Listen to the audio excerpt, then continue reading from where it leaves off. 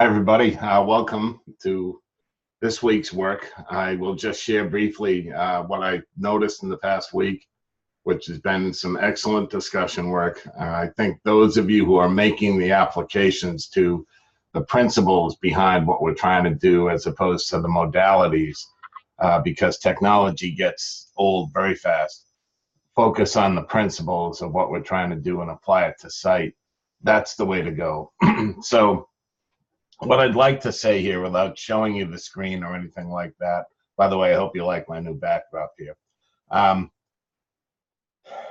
We're trying to create a culture of virtual communication with our learners. We're trying to teach people to think here, obviously, but not in the classroom itself. Be thinking about working in your class when they're not at school. So what I would like to do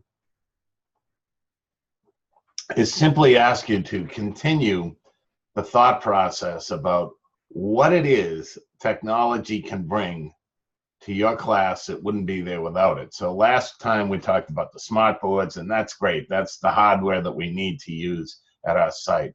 This past week, we've been talking about, the social media aspects, which you have to create a Facebook page, of course.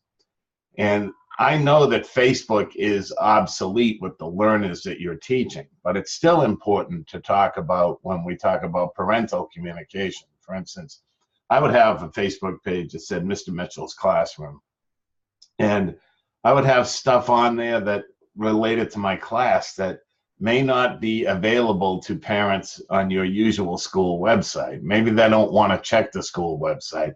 Having a Facebook page for your class will allow your parents to go from their social media experience right to your Facebook page, and they can friend you. And one of the things I would recommend that if you do that, you make it available only to the parents of the learners you're teaching this year.